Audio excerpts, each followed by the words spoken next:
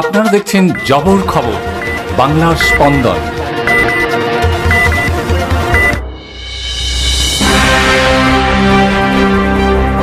সোনারপুর উত্তর বিধানসভা কেন্দ্রে বিজেপি প্রার্থী হিসেবে ঘোষণা করা হলো প্রাক্তন আইপিএস অফিসার দেবাশিস ধরের নাম।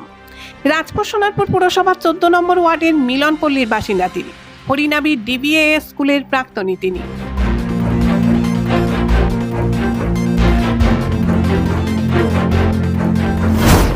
মঙ্গলবার সকালে আনুষ্ঠানিকভাবে প্রার্থীর নাম ঘোষণা হতেই ময়দানে নেমে পড়েছেন আইপিএস দেবাশিস ধর।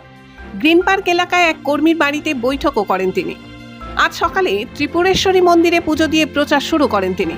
তার প্রতিদ্বন্দ্বী হিসেবে রয়েছেন তৃণমূল কংগ্রেসের ফিরদৌসী বেগম ও বাম প্রার্থী মোনালিসা সিনহা।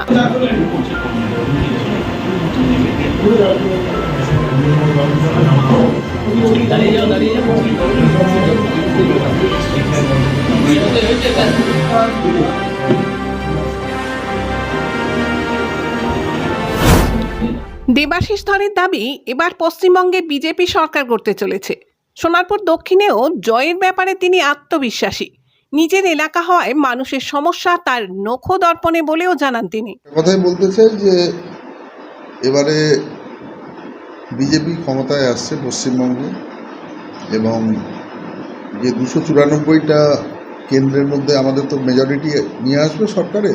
সোনারপুর বিধানসভা, উত্তর বিধানসভা এমনই একটা বিধানসভা হবে যে আমরা এই যে আমাদের কর্মযোগ্য এটাকে সাকসেসফুল করার জন্য আমরা আমাদের এখান থেকে জিতে সরকার গঠনের লক্ষ্যে, এবং সোনারপুর উত্তর বিধানসভায় আগামী গভর্নমেন্ট একটা উল্লেখযোগ্য ভূমিকা পালন করবে।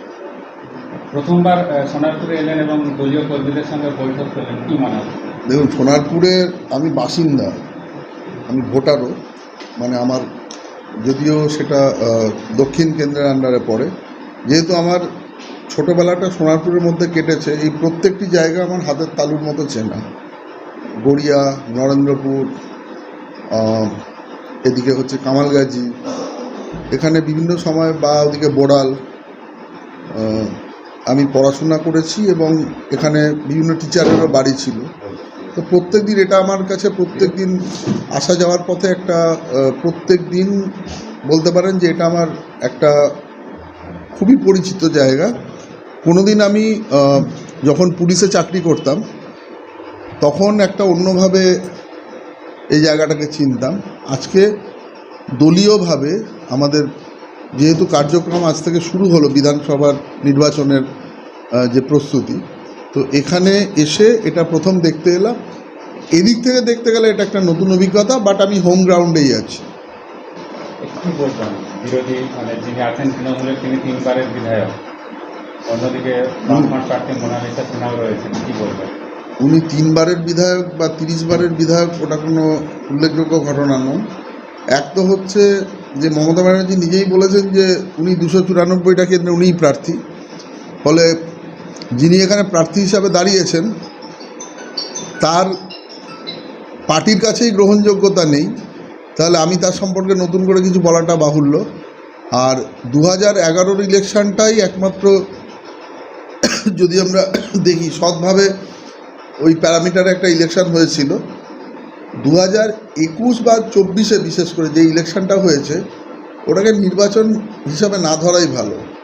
তো যেখানে ছাপ্পা ভোট দিয়ে, যেখানে কাউন্টিংকে ম্যানিপুলেট করে জিততে হয়, পোস্টপোলে এত ভায়োলেন্স হয়, তো সেটাকে আমরা জেতা হিসাবে মানতে পারি না। নাজিরাবাদ অগ্নিকাণ্ডের প্রসঙ্গ টেনে তিনি বলেন, পরিবর্তনের সময় এসেছে। শিক্ষা, স্বাস্থ্য ও পরিকাঠামোয় উন্নয়নের প্রতিশ্রুতি দেন বিজেপি প্রার্থী। জীবন্ত দগ্ধ হয়েছিল তাদের আত্মা যে এখনো ঘুরে বেড়াচ্ছে, তাদেরকে শান্তি দেবে। উনি আরও ঘুরে বেড়ান, আরও ভালো করে প্রচার করুন, মানুষ ওনাকে ছেড়ে কথা বলবে না। জয়ের ব্যাপারে কথা আছে, সরকারও হচ্ছে, তৃণমূল চলে গেছে, বিজেপি এসে গেছে, এবং আমি তার পার্ট হচ্ছি। সোনারপুর বিধানসভা একটা উল্লেখযোগ্য অবদান রাখবে আগামী নির্বাচনে, এটাই, এর বাইরে কোনো কথা নেই। তৃণমূলের পশ্চিমবঙ্গে আর কোনো অস্তিত্ব নেই। এখন ফরমালি ইলেকশন যতদিন লড়বে ততটুকু আছে, ইলেকশনের পরে টিএমসি ফিনিশ।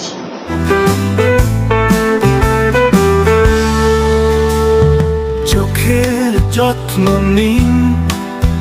চোখ আপনার অমূল্য সম্পদ, আপনার চোখকে রাখুন নিরাপদ। চোখের যে কোনো সমস্যায় চলে আসুন, জয়নগর রক্ততলায় সুপ্রাচীন চক্ষু চিকিৎসা কেন্দ্র আইসেফে। চক্ষু চিকিৎসা মানেই আইসেফ, জয়নগর রক্ততলা মোড়।